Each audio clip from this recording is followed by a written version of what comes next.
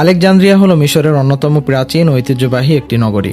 এই নগরীতেই অবস্থিত একটি ঐতিহাসিক মসজিদ। ইসলামী ঐতিহ্যে বলা হয়ে থাকে নবী দানিয়েল আলাইহিস সালাতু ওয়াস সালামের নামে সম্পর্কিত এই মসজিদটি স্থানীয় আলেকজান্দ্রিয়ার বাসিন্দাদের কাছে এটা এই নামেই পরিচিত।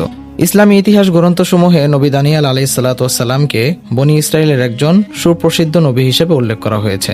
তিনি তাওহীদ, সবর ও আল্লাহর উপর পরিপূর্ণ ভরসার দাওয়াত দিয়েছেন এবং জালিম শাসকদের সামনে সত্যের সাক্ষ্য বহন করেছেন। ঐতিহাসিক সূত্রে নবী দানিয়েল আলাইহিস সালাতু ওয়াস সালামের কবরের অবস্থান নিয়ে একাধিক মতামত পাওয়া যায়। ইবনুল কাসির এবং ইবনুল জারির তবারি সহ বিভিন্ন ইতিহাসবিদদের বর্ণনায় ইরাকের সুস নগরী, মিশর এবং অন্যান্য অঞ্চলের কথাও পাওয়া যায়।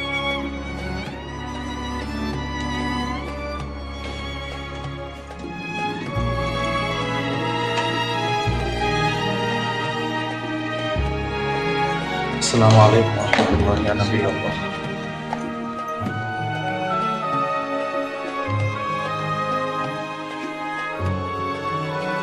স্থানীয় ঐতিহ্য ও কিছু ঐতিহাসিক বিবরণ অনুযায়ী লোকমান হাকিম রহমতুল্লাহি আলাইহির কবরও এই স্থানের আশেপাশে অবস্থিত বলে জানা যায়। লোকমান হাকিম রহমতুল্লাহি আলাইহি কোরআনে উল্লেখিত একজন মহামনীষী ও প্রজ্ঞাবান ব্যক্তিত্ব। আল্লাহ তাআলা সূরা লোকমানে তার হিকমত, নসিহত এবং নৈতিকতার শিক্ষার কথা উল্লেখ করেছেন।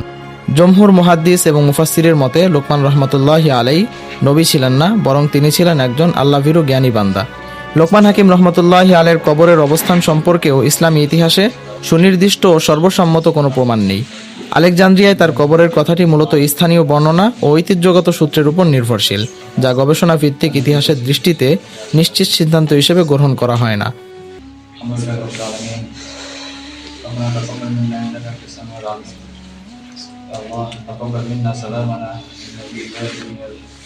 اللهم تقبل منا سلامنا إن كان هنا قبر لقمان الحكيم إن كان هذا حقا فسلمنا ووصل سلامنا إلى نبي الله وإلى لقمان الحكيم رضي الله عنه آمين يا رب العالمين। ইসলামী শাসনামলে বিশেষ করে ফাতেমি ও মামলুক যুগে এই স্থানটি মসজিদ ও ইবাদতের কেন্দ্র হিসেবে গড়ে ওঠে এবং এই মসজিদটি নবী দানিয়েল আলাইহিস সালাতু ওয়াস সালামের নামে নামকরণ করা হয় এবং নবী দানিয়েল আলাইহিস সালাতু ওয়াস সালামের কবরের পাশেই লোকমান হাকিম রহমতুল্লাহি আলাইহির কবর হিসেবে দাবি করা হয়।